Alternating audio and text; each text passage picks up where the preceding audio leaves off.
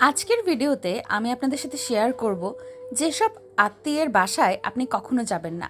তাই সম্পূর্ণ ভিডিওটি না টেনে মনোযোগ সহকারে দেখতে থাকুন। আশা করি এই ভিডিওটির মাধ্যমে আপনি অনেক কিছু শিখতে পারবেন। আত্মীয় শব্দটা শুনলেই আমাদের মনে একটা আপন ছবি আঁকে। ছোটবেলার ঈদ, পূজা, পারিবারিক মিলন মেলা বা গরমের ছুটির দিনগুলোতে নানা, খালা, মামা, চাচার বাড়ির স্মৃতি মনে পড়ে। কিন্তু সময় বদলায়, সম্পর্কের রূপও বদলায়। অনেক আত্মীয় যাদের আমরা একসময় আমরা বলতাম, তাদের আচরণ আজ আমাদের নিজেদের কাছেই অপরিচিত লাগে। জীবনের পথে চলতে চলতে আমরা শিখি সব আত্মীয় আপন নয় এবং সবাইকে নিজের জীবনের ঘনিষ্ঠভাবে রাখা উচিত নয়। কিছু সম্পর্ক থেকে দূরে থাকলেই ভালো। নিচে এমন কিছু আত্মীয়ের কথা তুলে ধরা হলো যাদের বাড়িতে কখনো না যাওয়ায় আপনার আত্মসম্মান, মানসিক শান্তি ও পারিবারিক সুস্থতার জন্য ভালো। নাম্বার ১, যারা আপনাকে তুচ্ছ করে দেখে। কিছু আত্মীয় থাকে যারা সরাসরি কিছু বলে না, কিন্তু আপনার জীবনের প্রতিটি সিদ্ধান্ত নিয়ে খোঁচা দিতে ভালোবাসে। আপনি কি পড়েছেন, কোথায় চাকরি করেন, কত টাকা ইনকাম করেন, সব কিছুতে তাদের যেন মাপকাঠি। আপনার সন্তানকে দেখেই বলে, এ তো দেখতে তোমার মতো হয়নি, অথবা ও কি ইংলিশ মিডিয়ামে পড়াওনি। আজকাল তো সবাই পড়ায়। এমন আত্মীয়দের বাসায় গেলে আপনি স্নেহ বা সম্মান না পেয়ে শুধু তুলনা আর অপমান কুড়াবেন। বারবার ছোট হতে হতে একদিন আপনি নিজেই নিজেকে নিয়ে সন্দেহ করবেন। তাই এমন আত্মীয়দের কাছ থেকে দূরে থাকাই ভালো। নাম্বার ২, যারা মুখে মিষ্টি কথা বলে কিন্তু মনের মধ্যে বিষ। এ ধরনের আত্মীয়রা সামনাসামনি আপনার সাথে খুব ভালো ব্যবহার করবে, হাসি মুখে চা নাস্তা দেবে, আপনার ছেলেমেয়ের মাথায় হাত বুলিয়ে দিয়ে বলবে, বাহ কত বড় হয়েছে। কিন্তু আপনি চলে যাওয়ার পর পাশের ঘরে গিয়ে বলবে, ওরা আসলে খুব চালাক, শুধু নিজেদের স্বার্থ দেখে। এছাড়া আপনার ব্যক্তিগত কথাগুলো ছড়িয়ে দেবে অন্য আত্মীয়দের কাছে। এই মুখোশধারী আত্মীয়রা সম্পর্ককে ভালোবাসার জায়গা থেকে নয়, গসিপ আর প্রভাব খাটানোর অস্ত্র হিসেবে ব্যবহার করে। আপনি যতই খোলামেলা হন, তারা ততই আপনার দুর্বলতা খুঁজে নেবে। এদের বাসা এড়িয়ে যাওয়া মানেই নিজের শান্তি রক্ষা করা। নাম্বার ৩, যারা কেবল প্রয়োজনে আপন। কি খবর, অনেক দিন কোনো দেখা নেই। এই লাইনটা তখনই শুনবেন যখন তাদের টাকার দরকার বা কোনো কাজে সাহায্য লাগবে। এই আত্মীয়রা আপনাকে খোঁজ নেয় না, কিন্তু যখনই কোনো সরকারি কাজ, মেডিকেল অ্যাডমিশন কিংবা চাকরির রেফারেন্স লাগে, তখন আপনি ঘনিষ্ঠ আত্মীয় হয়ে যান। আপনি যদি কখনো না বলতে চান, তাহলে আপনি হঠাৎ করে অভিমানী, অহংকারী হয়ে যাবেন। এ ধরনের আত্মীয়দের বাসায় গেলে একবার হয়তো খাতির পাবেন, কিন্তু ভেতরে ভেতরে আপনি হয়ে থাকবেন শুধুই সুবিধার মাধ্যম। নাম্বার ৪, যারা আপনার স্ত্রী, স্বামী বা সন্তানকে অপমান করে।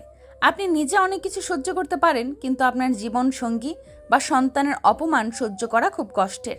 কিছু আত্মীয় আছে যারা কথার মাঝে স্ত্রীকে বেশি আধুনিক বা চুপচাপ বউ বলে কটাক্ষ করে।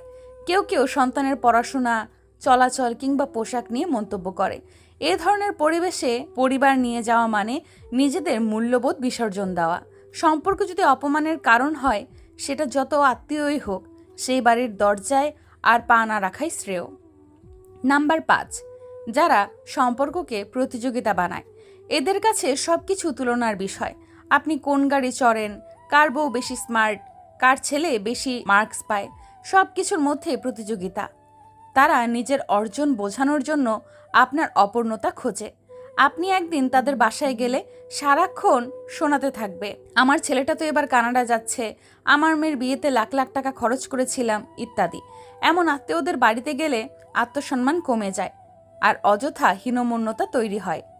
নাম্বার ৬, যারা আপনাকে নিয়ে হাসাহাসি করে।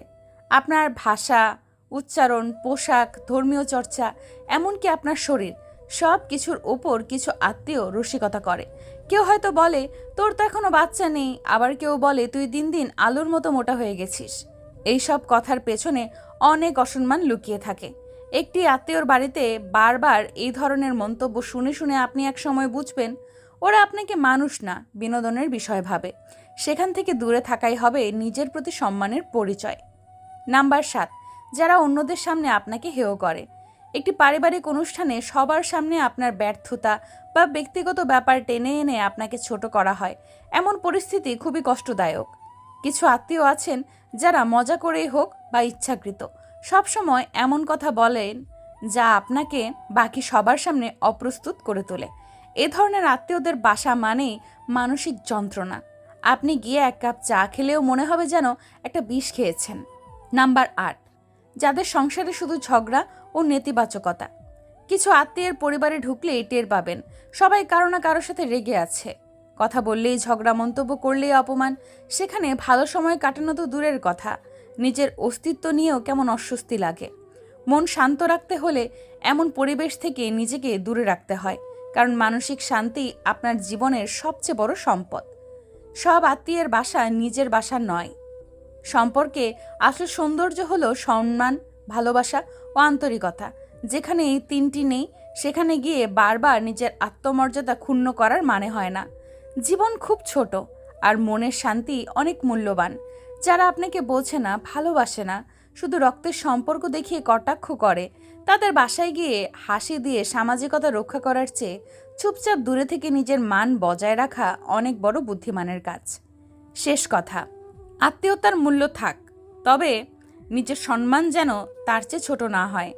যেখানে আপনাকে ছোট করে দেখা হয় সেখানে এক কাপ চা খাওয়ার চেয়ে নিজের ঘরে নিজের মানুষের পাশে বসে নীরব চা খাওয়া অনেক শান্তির।